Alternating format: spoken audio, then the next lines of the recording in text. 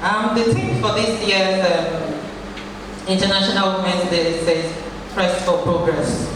And I believe we are all here because we desire progress in life.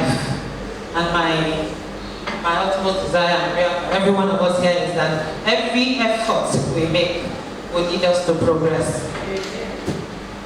I'm speaking about what you need to know and do about your finances. I believe we have in this hall entrepreneurs, event managers, event planners, but most critically we have human beings, professionals here, and for every life there is a need for finance, and if there is a need for finance, there is a need to manage it. Okay? I believe in school we were taught what money is, the definition of money, the qualities of money, advantages of money. But how you manage your finances is hardly taught in school. It's an individual responsibility. It's something you have to take upon yourself, learn, from literatures, from people's experiences, or even from our parents, how they manage their finances while we were growing up. Financial literacy is up to each of us to educate ourselves. If not, we leave ourselves to making bad financial decisions. And that may not go well for anyone. So I'll quickly share with us a few ideas that have helped me. So basically I'm going to be talking about tested points, tested ideas. What has worked for me, what I've seen work for people around me. So what do I really need to know about my finances? The first thing is my status. What is my financial status? By this I mean, what are my sources of income? Do I have more than one? I need to know. And if I have more than one, how much comes in? What's the amount that comes in from these different sources of income? And if I know the amount, I also need to know the timing. How often do I earn or do these monies come in? It's like knowing your status as a woman. You go for a health check and they tell you you're pregnant. How far along am I? They tell you, and then you know at this point, I need to start making some plans. So knowing your financial status is key to be able to manage your finances. Okay, so if I already know what my streams of income are, maybe I get from side hustles, I'm an employee, I get from employment. What about other sources? Does those money come in? I also know the amount and I also know the frequency. Then I need to make a plan. The next step is I need to make a plan. Your plan could be short term, it could be long term, it could be mid term, but you definitely need a plan. Otherwise, as those money comes in, you may not know how you develop wings and they are gone. You need to make a plan. Okay, so having a plan, when you already have a plan, of course when you have a plan, your plans are not cast in stones. Why? Because change, they say, is constant. So things change, your feelings change, your choices changes, things change. So as you have a plan, you can review it as often as you deem fit to review those plans. So, okay, if we now have a plan, next step is to create a budget. A budget is critical. It is very good. It's a crucial step to building and maintaining a healthy financial status. It is very critical. And in creating a budget, it can be a very simple budget. You already know what your sources of income are, you know the amount. So you just have to itemize your needs. What do you need? What are the things you need to spend money on? The short-term things, the long-term things, the capital items, the miscellaneous items. Make a budget. And in making a budget, please do not make a deficit budget. There could be a deficit budget, there could be a balanced budget, and there could be a surplus budget. By surplus budget, I mean your income is more than your expenditure. And by deficit, I mean your expenditure is more than your income. By balanced budget, I mean they are the same. In making a budget, do not make a deficit income. Don't anticipate to spend more than you are expecting or more than you have. Excuse me. An accurate budget helps you figure out what you can afford and helps you track your expenses. If before now you've not been operating with a budget, I'll urge and encourage you to do so going forward. And getting to put that together, you may want to review your expenditure maybe in the last 2 or 3 months. You can take your bank statement, for example. With this short code thing, it's easy to pay money. It's very easy to be spent. Somebody says you need to pay so and then that number, the money is gone. You may not be able to keep track of all of this, but if you are able to review your bank statement, you'll be able to tell where is your money going. And this will help you creating projects going forward. Again, budgets are not cast in stones because change is constant. So you can review your budget as you go on. You can always review your budget as you go on. Okay, so having a plan, having a budget, the next thing is spending according to what you are projected. My urge and encouragement this is that we cultivate the habit to spend smart. Identify what your needs are, identify what your wants are. And as much as possible, avoid impulsive spending. Oh, I see this, I love it, I get it. Oh, I see that, I love it, I get it. And I also can get it in colors. I know I'm talking to event people here, so you have a thing in colors, you get creative with colors, it's allowed, but when it's not business related, it is personal. Avoid impulsive spending because I love this thing so much. I must have it in all the shades available. It may not be prudent spending if you ask me. Okay, and do not spend more than you earn. Of course, you've had a budget. Your budget already is guiding you, provided you follow through. But endeavor, even if you have to spend outside what you have budgeted for, be absolutely sure it is a need you are meeting, and not because somebody is doing it, I want to do mine. Just make sure it is a need. Okay, the next step is stay out of debt.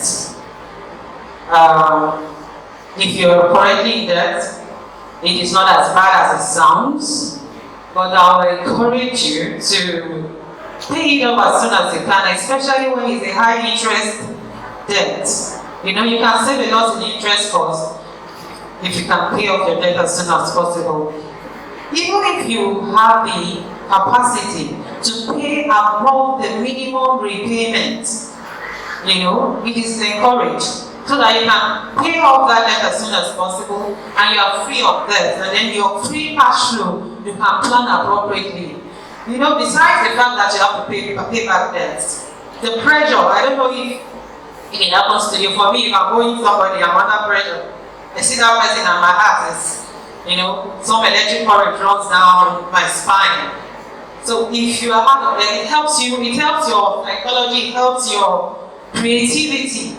So as much as possible and as soon as you can, get out of that debt. And before you get into any other, make sure it's the last card you have to play. It is the last card. Avoid debt as much as you can. The Bible says the borrower is a slave to the lender. So avoid to be a slave to whoever is lending you the money. Okay. The next step is to prepare for your future. How can we prepare for our future? We can prepare for our future by savings. As often as you earn, make sure you put something aside called savings. If possible, have an account that has no technology, no civilization access to it. It's not linked to your internet banking, it's not linked to short codes, it's not linked to ATM cards. Make access to that money,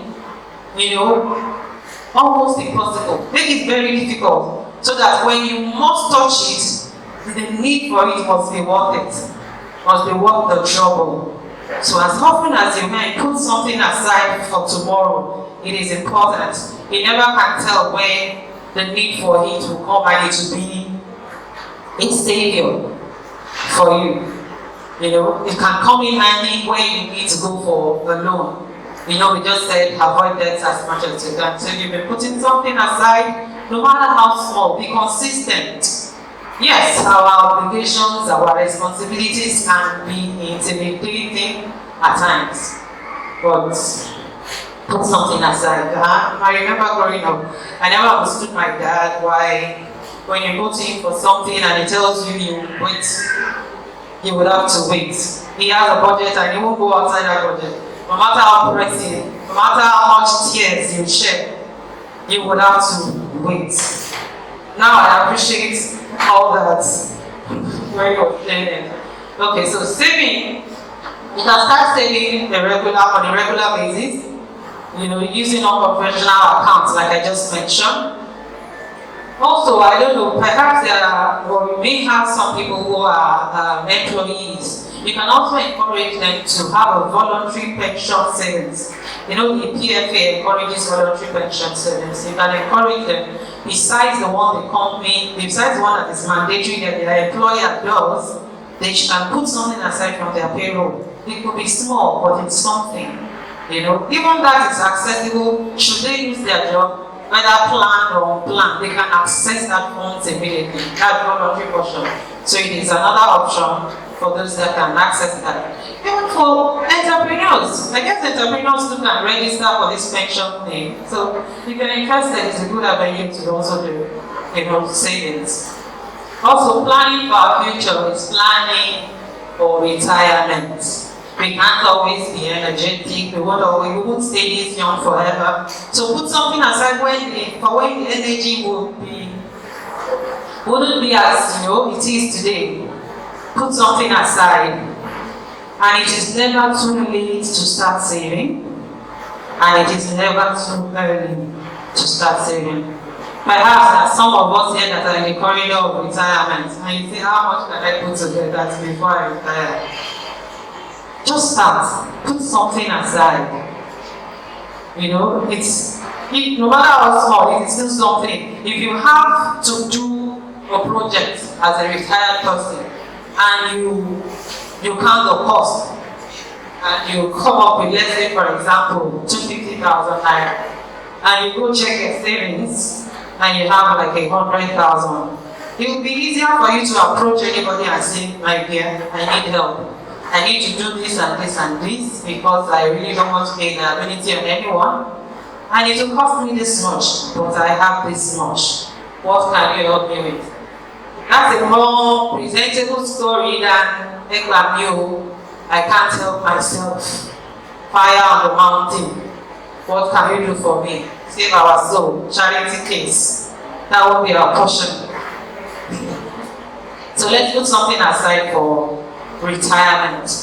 This money makes a great rainy day fund when the unexpected happens. Another area to save my sound is insurance. If it is worth a cost, it is worth insuring. Yes, people can say, how many times will accidents happen? How many times will the unexpected happen? I'll just be giving away premium for nothing. But I tell you, when it does happen, it's a saving grace. So if you don't mind, try to have an insurance. An insurance on where you live. For example, that is key. An incident happened some years ago. We were living in the estate, and one of the flats caught fire. And everybody was at night, and everybody ran out. You know, I was very young then. And in my mind, there was like, what would this man do with his family? Where would he go? You know, of course, the elderly there, rally around him so that he won't, shock from that kind of event, affecting physically. But about 2 days later, when, we tried to follow up on them and all that, and I heard he had insurance. I just said that was smart. Within a year, his house was renovated back, and he and his family moved back into that estate. Imagine there was no insurance for that man. He probably would have gone back to the village and be a charity case even in the village. So insurance, it might look like money thrown away, but it is not. It is savings for the unexpected. Nobody knows tomorrow, but it would be nice to have a plan for that tomorrow when it comes. Okay? Another way to also save would be to have a will. To have a will.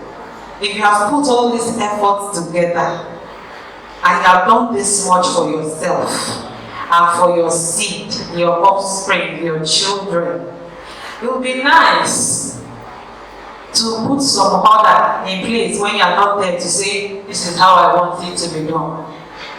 It would really be nice to have some order in place, some instruction to say, this is how I want my belongings, my properties, my estate to go. It gives you peace of mind as a person, as the one who owns the estate. It also puts all that in place when you're gone. And, the ripple effect of that peace of mind you're giving yourself and the order you have put in place for your children, or even if you're not giving it to your children, you're giving it to charity, but at least something is in place to say this is the mind of the owner of this thing. Okay, so planning for our future cannot be overemphasized. Please. All this that we are doing would only make sense when we are old and we are taken care of, either by what we have put aside or by our children that we have invested in. It would really make a lot of sense. Okay, alright, after savings, the next thing to do is to plan for capital investment, capital items, anything that would make you disburse more than you would ordinarily spend. You need to count the cost before you venture, before you commit. It is important to do that. The first thing before making major financial decisions, buying a house, buying a car, whatever for some people phone is such capital investment. And for some people, no, building a house, buying a house is that kind of investment. There are some people that will do more research when they want to buy a phone or a TV than they will do when they want to buy a house. Don't be one of them. Any capital item, anything that is major, do your research. In finance we call something cost-benefit analysis. Your research can also be, if I buy, what is the cost?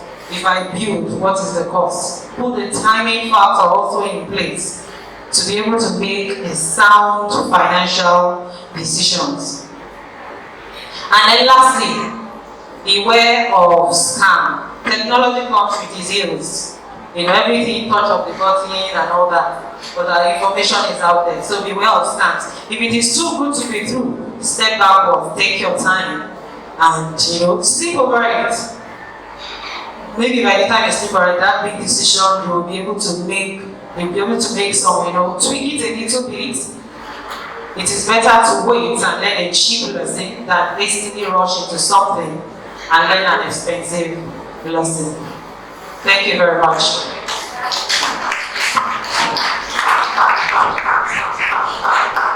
Please, you can do better than that for her. Please, round of applause for Oluyemisi Akin-Babalola.